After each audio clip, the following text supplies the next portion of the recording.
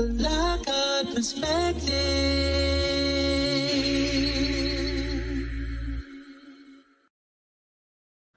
Well, hello and welcome to the Lockhart Radio Podcast. I am your host, Felicia Lockhart, and today we're going to get right into it. You see, it's an exciting, titillizing topic: pathogens, patents, and pork. How does that all go together? How does it all go together? Well, let's just get right into it. A few weeks ago, there were federal investigators that arrested a Chinese national and her partner for allegedly smuggling agricultural pathogens into the United States. Among the charges, well, the illegal importation of Fusarium grammarium. And I could be saying that wrong, but guess what? It's a fungus that's capable of disseminating wheat and barley crops and labeled by some as a potential agro-terrorism weapon. But that wasn't the only biohazard that was flagged. Another student detained just days earlier was caught attempting to bring in pinworms, a parasite that spreads through contaminated food and surfaces. Now, that's not just a public concern, it's a chilling reminder that access to the wrong pathogen in the wrong hands could have consequences far beyond the lab. Well, this isn't quite the first time that we've seen something like this, because if you go back to 2000, I think it was 21, there was a married couple by the name of, one was Yu Zhu and Li Chen. They were both researchers at Nationwide Children's Hospital in Ohio, and they were sentenced to federal prison for stealing highly sensitive medical research. Their focus was exosomes, tiny vesicles used in cutting-edge cancer and regenerative treatments. The authorities say the couple secretly funneled U.S.-funded research to their own biotech company in China, filing the patents overseas while collecting salaries right here in the good old U.S. of A. Now, they were caught and convicted and sentenced to 30 years and the other to 30 and 33 months, I should say. That's 30, one person, and then 33 months behind bars. So now we've got stolen medical research in 2021. We've got smuggled crop fungus in 2025. Now, here's the third little dot I want to talk about, because you see I put the word pork in there. The one thing that's important to note about the very first individual that is supposed to be she's a student. Here's what she did. This is the individual who had the pinworms, all this agricultural stuff going on. Okay, so here's the skinny. This individual was coming here to go to school and was sending information to another person.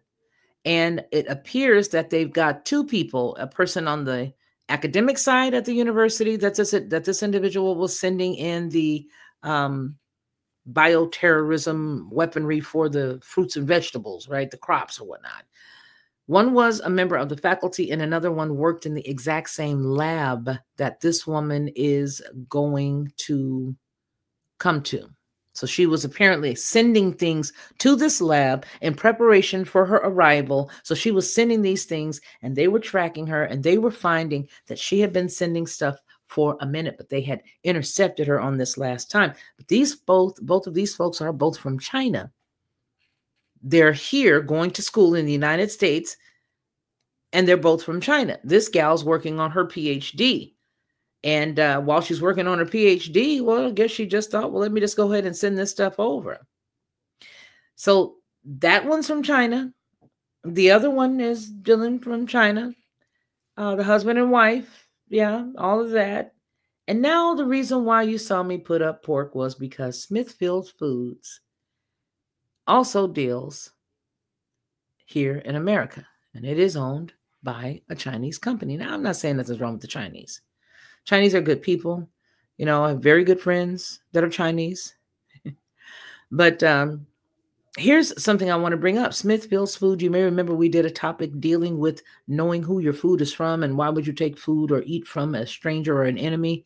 Well, Smithfield's Food is one of the largest pork producers in the United States, and it's owned by a Chinese company, WH Group, headquartered out in Hong Kong. That deal happened back in 2013 at a time many brushed it off back then as just a business move. But here we are, over a decade later, watching students from China get caught at the border with live biological material, including pinworms, a known meat contaminant. And now listen, I'm not here to start a panic, but I am here to ask a question most folks are too afraid to say out loud. What happens when biological material and meat supply chain and government-linked researchers all start crossing paths? When foreign nationals with direct ties to government, another government, are repeatedly caught bringing in crop and food-related pathogens, and when at the same time government owns a major American food company, at what point do we stop and say, hey, are we connecting the dots yet? It's not calling it sabotage. That's not what I'm doing. And I'm not calling it a conspiracy, but I am calling it a pattern. And patterns do deserve our attention. So I'm putting it out there to you right now. I'm laying it out on the table. This is not a fear tactic, and it's not scandal. But as we all are sitting here, it is a moment to pause and think, as well as to discuss what's really going on here. Who's protecting the American chain or the food chain supply, the food supply chain? Who's watching it? Who's minding it? It's not RFK, because he's not done much at all. And how many times do the same red flags have to show up? That's my final question, before we finally take something seriously.